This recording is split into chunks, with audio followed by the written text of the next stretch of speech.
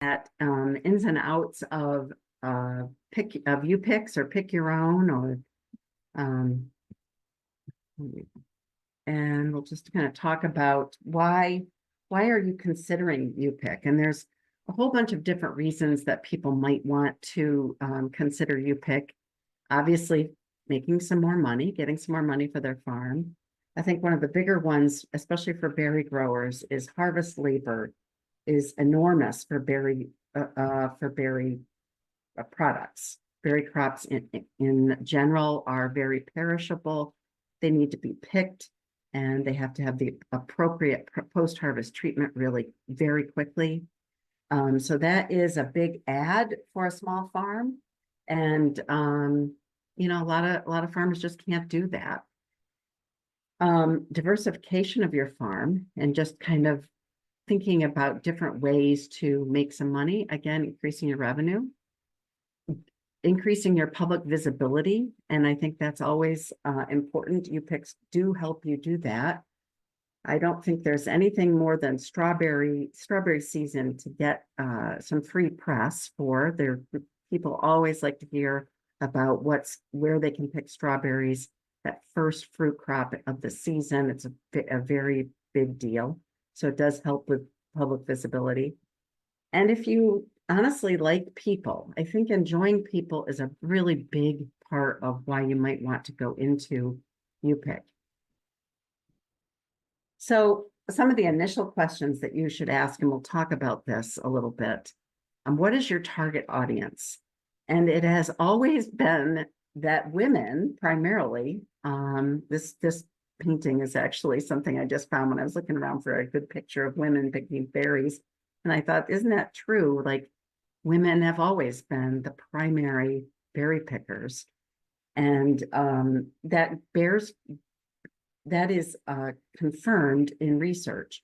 And I'll show you a little one piece of information from a 2020 study that was done in Rochester, kind of the Western New York area, where they surveyed several hundred berry UPIC customers.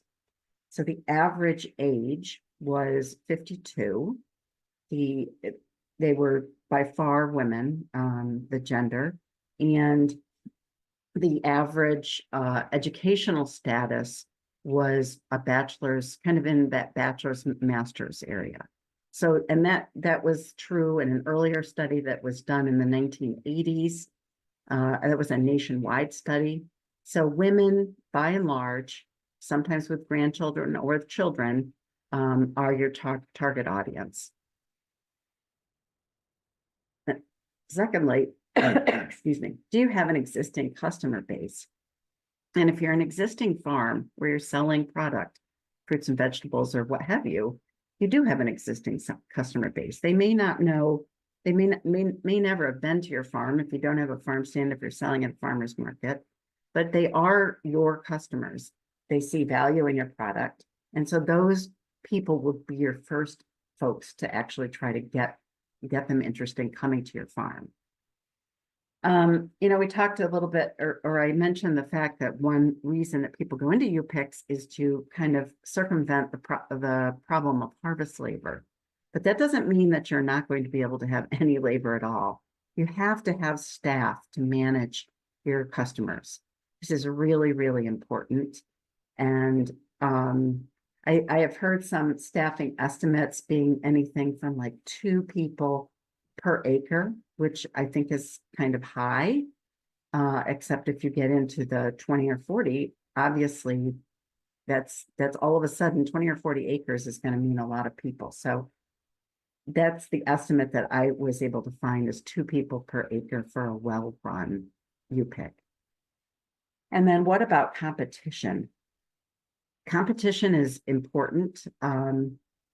I don't really know. I think that sometimes when we have a very strong local foods movement, that competition is sometimes helpful, that people get excited by the fact that there's so many opportunities.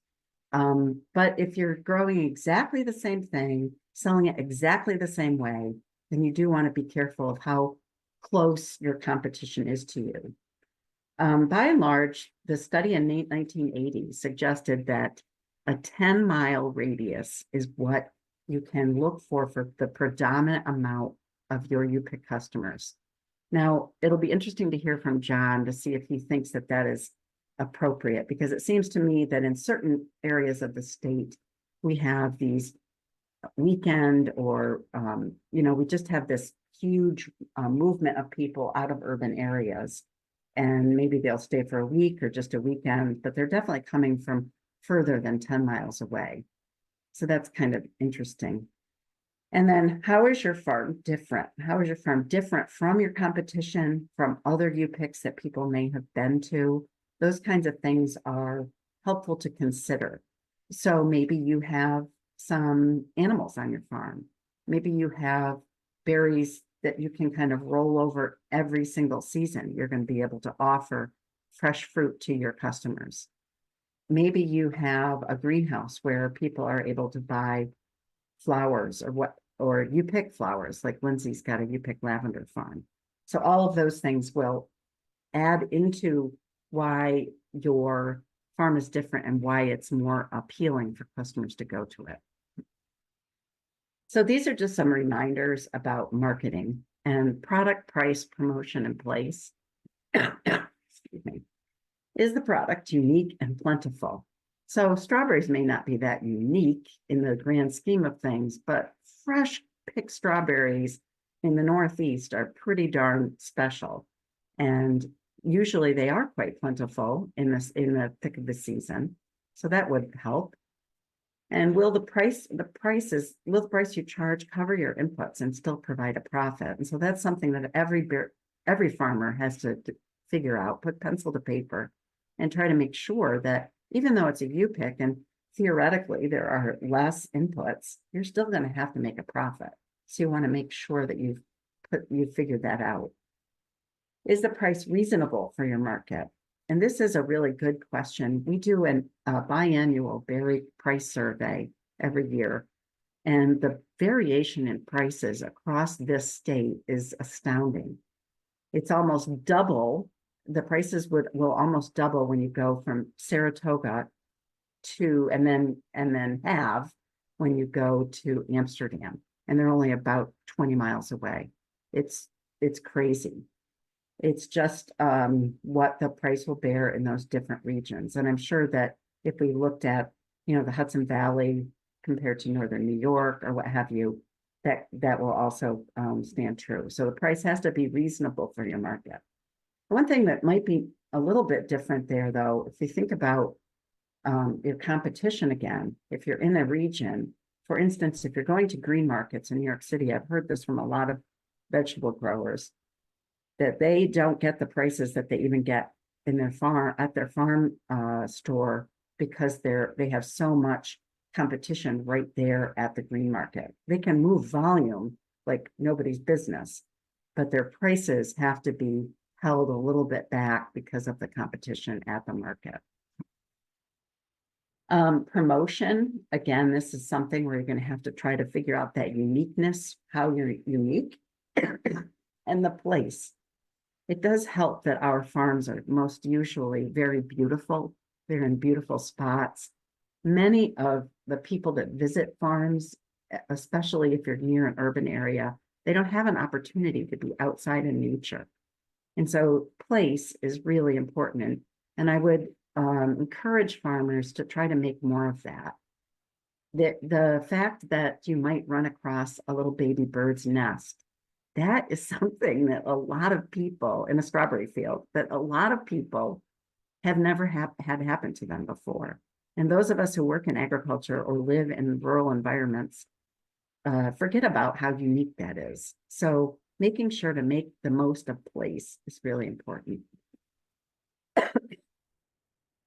So some successful PYO farm attributes include a dedicated Facebook page, phone with an answering machine is what I meant to say, that gives prices, conditions, and hours for the farm. That's really important. People really want to know before they make the trip whether or not you're open. UPIC farms need to be open on weekends and some holidays. And, You need to make accommodations and provisions for children. I do know a couple of U-Pick farms that really don't like to have kids in their field. They really don't like it because kids are a mess, right? I don't know if you saw that first picture. That's one of my grandsons. They eat a lot of fruit. They lay in the fruit. They stomp around in the fruit. And their mothers are too busy trying to pick fruit, often pay attention to them. But they have to go with your primary customer. So it's really important that you make some kind of provision for children, whether you let them in the field or not, or you have a play area with some kind of a babysitter or some kind of childcare provided. I think that is something that could be done and maybe would make everybody happiest. I don't know. Ample parking is very important. Containers, even if you require your customers to provide their own containers, I would encourage you to have containers there for them. Good signage, courteous, knowledgeable employees are really, really important. Wide, clean rows and weed-free fields. And, a lot of times we try to, as berry production people, farms, we try to get every square inch to be profitable. So we tend to be a little bit miserly perhaps on the width. And I'm probably one of the people that have encouraged growers to tighten up their spacing a bit. But if you're going to primarily have U-Pick customers in there, make those row spacing as wide as you possibly can. Weed-free fields, I mean, it's just so much from a whole bunch of perspective. It's just really nice to pick in a weed-free field if possible. Very difficult to do. Free drinking water, that's kind of a nice thing. Lots of people that come to your farm they're not accustomed to being outside and doing any kind of manual labor. So they may forget their bottle of water. It seems like everybody brings their bottle of water with them, but they might forget. So having some water available for people so you can prevent some heat stroke or what have you. Lots of shade and access to clean restrooms. And I'm going to show you this is the 2020 information. And so they did a whole bunch of questionnaire stuff. And so they asked lots and lots of questions about restrooms, about handicapped accessibility, about prices, about pandemic safety, et cetera, et cetera. And then they rated them. They put this into this kind of quadrant. And so this quadrant 3 is what people supposedly said was a low priority. And then quadrant 4 is concentrate here. Quadrant 1 is keep up the good work. And quadrant 2 is possible overkill, meaning that it really doesn't mean that much to them. They don't care if you do it, et cetera. So as you can tell, in quadrant 1, we have a lot of things. Keep up the good work. Everything is important to the customer. Quality of produce, taste of produce being the highest. Helpfulness of staff, friendliness of staff, ease of checkout, ease of parking, ease of finding the farm, pandemic safety, cleanliness of the farm, location of the farm, all of those really, really important to the customer. And then here are some suggestions for concentrate here. Availability of desired variety. That's kind of a high-end want from a customer, but that's an informed customer who likes certainly varieties. They want more information to plan their visit, and they want to know the price of the produce ahead of time. So those are things that could be done and is of importance. The thing that I think is really interesting is that they say that these things are lower priority. On-site signage and info. I think that might actually be true because people don't read anything. So they don't care if you put the sign up or not. That's just my guess. But these really don't jive, because I think if you didn't have a restroom available, or if you didn't have handicap accessibility, or if you didn't accept virtually every payment method known to man, that you would be called out on social media. So I feel like they had to put something that wasn't that important. So they put those. And there's also an assumption that, everything's going to be handicapped accessible. There's going to be a restroom there for sure. And so I think that may be why those things showed up like they did. One thing that does get talked about a lot is the risk. And there is a lot of risk in inviting the general public onto your farm. And so in 2017, there was New York State passed the Safety and Agriculture Tourism Act. And this was an effort by the New York Horse Board and the New York Farm Bureau, probably amongst others, but those were the two drivers. And this really is important. It's an inherent risk statute intended to insulate equine and agricultural tourism businesses from liability for the risks incurred by inviting the public onto farm property. But still, farms are responsible for posting warning signs in conspicuous locations as to the potential risks of the activities and the responsibilities of the visitors. You still have to distribute written information to visitors, directing them to the posted signage. And that was true really when we did the pandemic pest management practices. Trying to communicate those things were very important. Posting directional signage, and what I mean by that is like, you can go here, but the general public is not allowed here. Those kinds of things, like keep out of this area, but you're allowed here. And then taking reasonable care to prevent foreseeable risks, like not leaving tools in the field or the sprayer in the field, or things like that. Provide training to your employees, obviously, and posting a conspicuous notice to visitors of the right to a refund if they weren't happy. And you can find more information at that link right there. But then there's the insurance piece. And this is something that I think most people that I speak with are actually relatively surprised that insurance doesn't cost more than it does. It's not cheap, but it is not horrendous. You really should talk to your insurance agent or broker and make sure you understand what's included in the policy and what's not included in the policy. You want to make sure that activities, any automobiles, farmers markets, product liability, buildings, anything that you can think of, if you can wrap it up in this farm liability policy, would be helpful. And make sure, is it a home or commercial business policy? I'm thinking most of you who are farmers probably have a commercial business policy already, and you're just going to add a rider on. And then insurance policy coverage dates, make sure that they're appropriate. A lot of you folks will just get a seasonal coverage, and then that's it. They don't carry it annual. They don't carry it for the whole year, but they have a recurring seasonal coverage. There's a lot of great information out there on the web. This is done by Cornell Cooperative Extension specialist Monica Roth and Jim Aktursky. Has a really nice little checklist in it that you can go through to make sure that you've kind of done everything you possibly can for that initial start. But I think that UPICs, UPICs tend to be very, very profitable and more popular when there's a downturn in the economy, or as we saw with the pandemic, when there's a real crisis.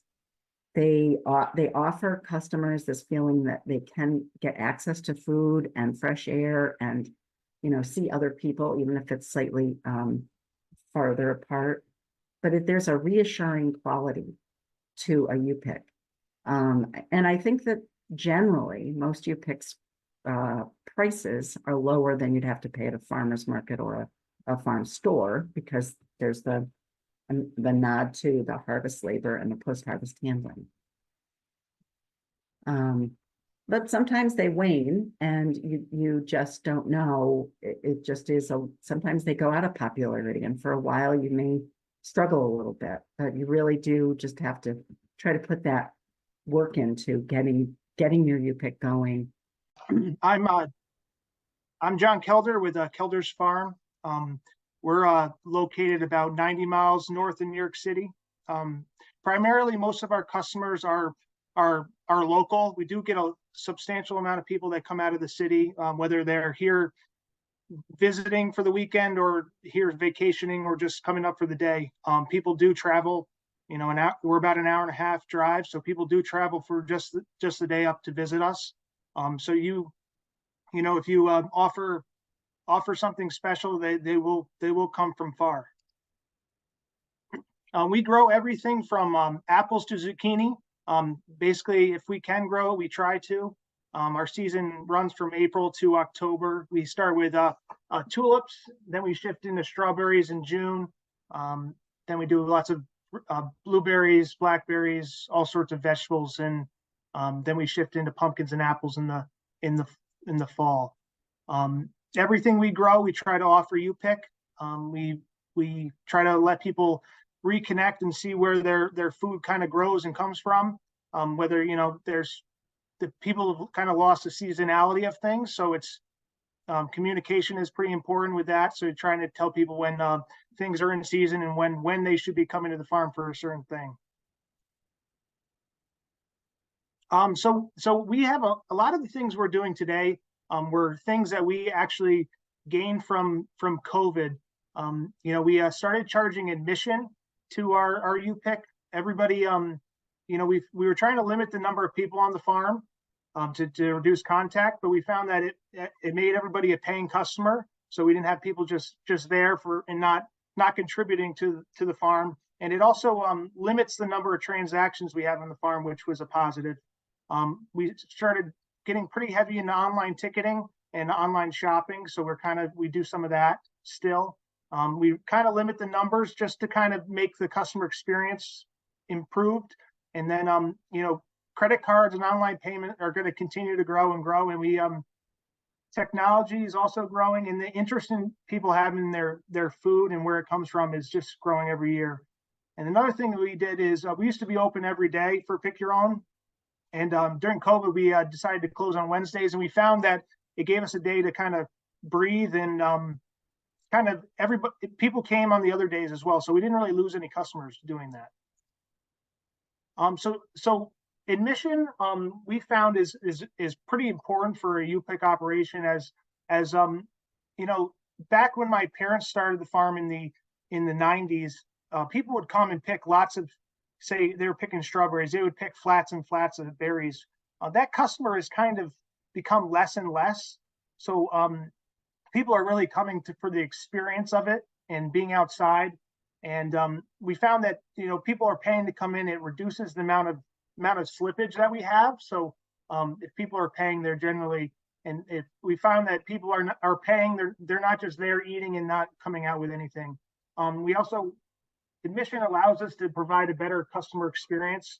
Instead of having people pay for each thing or whatever, they're paying at least one time, or it reduces the amount of transactions, so people are reaching in their wallet less. And it also, we can kind of manage how our numbers, our amount of people are, by having higher prices on the weekends to kind of spread people out a little bit. And part of our admission includes entrance to the farm. They get a picking container, and then they get the produce that they would fill in that container is included. Anything more, they would pay for. So our UPIC options, so with the admission, they get this came out of COVID, they get a prepaid container, and they can basically put, we have ones for berries and ones for vegetables, and they can kind of pick what they want based on what's in season. And it kind of reduced the need to weigh things, reduce the number of transactions, and it actually made it easier for our staff because they didn't have to, check people, give things out in the way. It just reduced the amount of times we were contacting with the customers. And it also, because they were already paid for some of the produce, there's less people going and picking, deciding they didn't want to pay for that at the end. So there's less dumping of produce in the field. Online ticketing, we sell online tickets, and we try to push people there just because we generally have a higher price at the door, because it takes longer. When someone doesn't have a ticket at the door, it takes a little bit longer. And they generally, when they bought a ticket online, they spend more when they're at the farm, because they kind of forget that they paid for that when they get to the farm. And online tickets, if they bought it on Monday and they're planning to come on Saturday, it prevents them from saying, I'll just stay home. So it helps people stay committed. And it helps us estimate for staffing how many people we're going to need to help out that day. So for our people that say want to pick a lot, we have a season pass that people can basically visit anytime they want all season. They don't have to pay admission each time, but they just would simply check in and pay for what they pick. And it kind of allows us to, new customers that come, convert them into loyal customers that come more often. So it's kind of a nice tool we have. So some of the differences we experience because we do for UPick is then just some of our row spacing would be different. So we plant things a little wider than we would if we were just picking it for for a market or something like that. And we generally plant grass in between our rows just to prevent mud for customers, so it's better footing for them. And then we try to kind of schedule our plantings a little better so people have maybe extends the timing of it instead of so we have more for people as they come throughout the season. So we try to have something from April all the way to October. And then we through trial and error over the years, we kind of pick crops that work well and crops that don't. We used to grow watermelons for UPick, and that got really challenging because people would just cut them open and eat them in the field, and you never see them come out. So that was something we kind of stopped a little bit. We do grow a little bit for our farm market, but just kind of things like that. Probably the most important thing I'd say at a UPick is customer service. Really, you have to be customer focused. It's all about the customer really, and you need to be good with people and be open to answering questions. You'll get questions you'll never expect you get, and you just need to be not call a customer stupid or anything like that. Just answer their question, and they're just maybe teach them a little bit. And signage is really needed. People generally don't read the signs, but if they're there, it does help for the ones that do. And then parking is really important in direction signs. People are used to direction signs, so you need to have them to help them get from A to B. And then you need a good staff and a good team that's wants to work with customers, wants to smile, and just enjoys talking to people.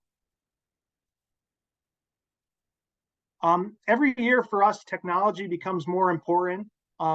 Marketing, I would say, is a bigger deal on a UPick operation than it would be on, probably 80.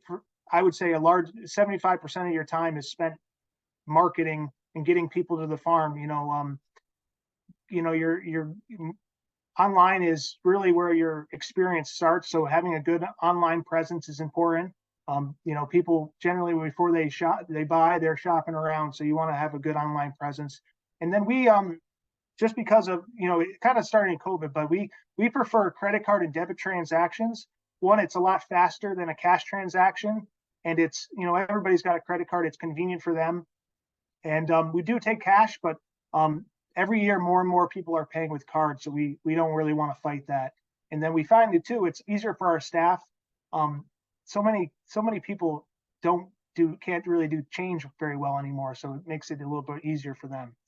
And then we follow trends. Just you don't want to sit back and do it the same way. You always want to be looking for the next thing. Some challenges to expect is with pick your own, you're going to have a higher field loss than you would picking it conventionally. Just people they don't have experience with picking things the proper way. So you do have some damage or people walking on crops, stuff like that. And then UPick and conventional harvesting can be challenging together because if you are picking for a market, you can't pick the whole thing clean because you got to have a UPick open that day. So it just makes scheduling a little challenging. And then again, picking crops that work best for UPick. And then there's always going to be new challenges every day you're going to find. And I'd like to tell people it's not a get quick. It's not a quick fix if you're looking for that. There is definitely challenges. Labor. I would argue that maybe labor might be higher than it would be on a if you're just picking for other things. You need staff there to help the customers, and it may not be harvesting as much with your labor, but there's other labor needs you would have. And with that, I thank you.